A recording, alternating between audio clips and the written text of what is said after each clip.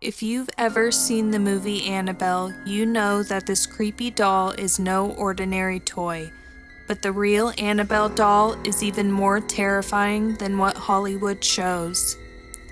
What started as a simple gift to a nursing student quickly spiraled into a nightmare of poltergeist activity and frightening encounters. With strange and dangerous occurrences surrounding her, Annabelle became too dangerous to keep around. It was said that the doll's malevolent energy could wreak havoc, leading Annabelle to be locked up in the Warren Occult Museum, where the doll still resides today. Annabelle's chilling story began in 1971 when she was purchased from a secondhand store as a gift for Donna, a 28-year-old nurse living with her roommate Angie. At first, Donna was thrilled with the vintage Raggedy Ann doll, but her excitement soon turned to fear. Strange and unsettling events began to unfold. The doll seemed to move on its own. Eerie notes appeared around the apartment, and a dark presence loomed. What started as an innocent gift quickly became a terrifying nightmare. Their close friend Louis was very nervous of the seemingly innocent doll.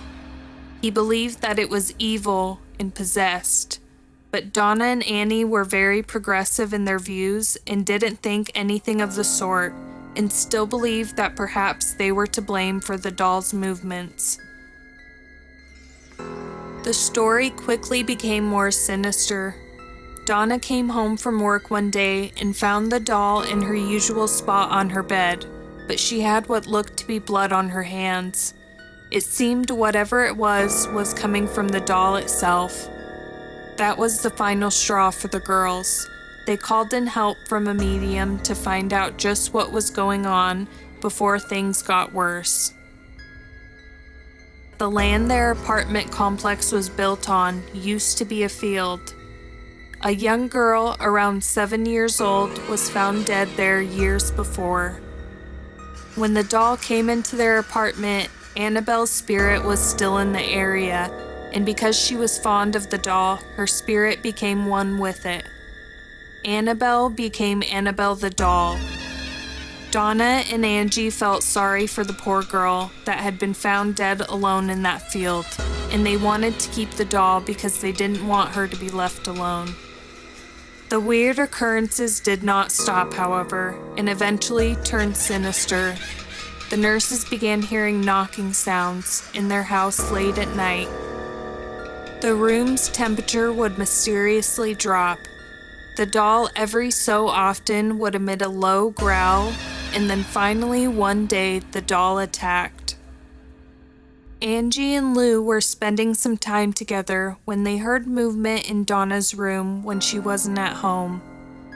Lou took a look inside Donna's room, and there was no one inside, although the doll was sitting on a chair instead of sitting on the bed where she should have been.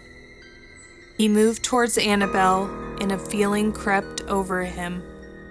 He felt a terrible pain on his chest and realized that there was a series of claw marks.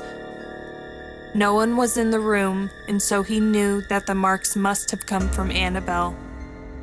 What was stranger still about these scratches is that they healed straight away, and within just 2 days, there was no trace of them at all. Terrified, the woman called a church in Hartford, which connected them with renowned paranormal investigators Ed and Lorraine Warren. Upon their investigation, the Warrens concluded that Annabelle was in fact a demon preying on the young woman's sympathy. They also said that the medium who had visited previously had released the demon. As the roommates continued to allow the doll in the house, the demon became more powerful. The Warrens stated that the house had become infested with the demonic presence, and the doorway for the demon to pass through was the Raggedy Ann doll. The Warrens decided it was best to lock her up as the creature inside was too strong to be exorcised. They both agreed that it would be best to drive home on the back roads, worried that if they drove on the main highways, that Annabelle would find a way to cause an accident. Sure enough, they were plagued with car problems the whole way home. Annabelle is now captured behind wards at the Warren's Museum. The doll is locked in a thick plexiglass enclosure to this day. If you want more content like this, subscribe to our channel and don't forget to hit that bell notification to receive the latest video when it comes out.